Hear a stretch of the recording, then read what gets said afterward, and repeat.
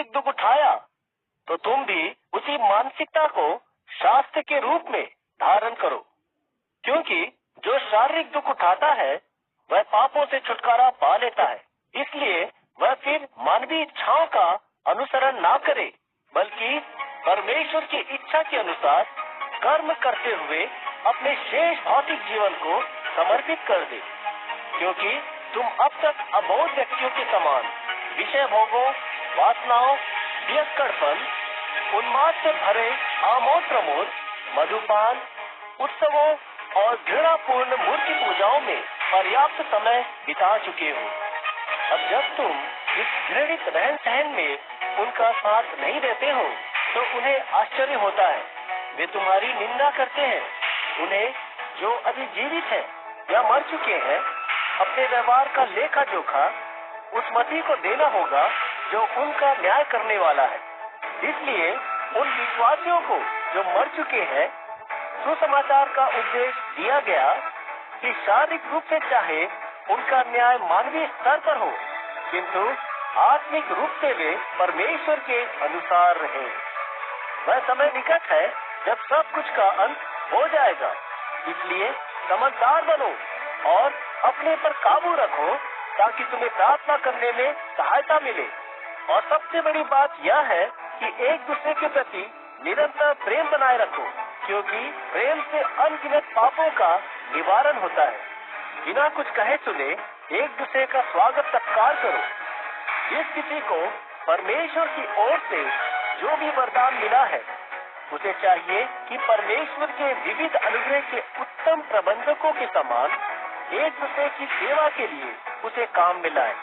जो कोई प्रवचन करे वह ऐसे करे जैसे मानो परमेश्वर से प्राप्त वचनों को ही सुना रहा हो। जो कोई सेवा करे वह उस शक्ति के साथ करे जिसे परमेश्वर प्रदान करता है, ताकि सभी बातों में यीशु मसीह के द्वारा परमेश्वर की महिमा हो। महिमा और सामर्थ सदा सर्वदा उसी की है। आमीन। हे प्रिय मित्रों, तुम्हारे बीच की इस अग्नि परीक्षा पर जो तुम्हें परखने को है, ऐसे अचरज मत करना जैसे तुम्हारे साथ कोई अनहोनी घट रही हो, बल्कि आनंद मनाओ कि तुम मसीह की यातनाओं में हिस्सा बटा रहे हो, ताकि जब उसकी महिमा प्रकट हो तब तुम भी आनंदित और मगन हो सको। यदि मसीह के नाम पर तुम अपमानित होते हो तो उस अपमान को सहन करो, क्योंकि तुम मसीह के अनुयायी हो। तुम धन्य हो क्योंकि परमेश्वर की महिमावान आत्मा तुम में निवास करती है। इसलिए तुम में से कोई भी एक हत्यारा, चोर, कुकर्मी अथवा दूसरे के कामों में बाधा पहुंचाने वाला बनकर दुख न उठाए, किंतु यदि वह एक मसीही होने के नाते दुख उठाता है तो उसे लज्जित नहीं होना चाहिए, बल्कि उसे तो परमेश्वर को महिमा प्रदान करनी चाहिए कि वह इस नाम को धारण करता है, क्योंकि परमेश्वर के अपने परिवार से ही आरंभ होकर न्याय प्रारंभ करने का समय आ पहुंचा है। और यदि यह हमसे ही प्रारंभ होता है तो जिन्होंने परमेश्वर के सुसमाचार का पालन नहीं किया है उनका परिणाम क्या होगा। यदि एक धार्मिक व्यक्ति का ही उद्धार पाना कठिन है तो परमेश्वर विहीन और पापियों के साथ क्या घटेगा।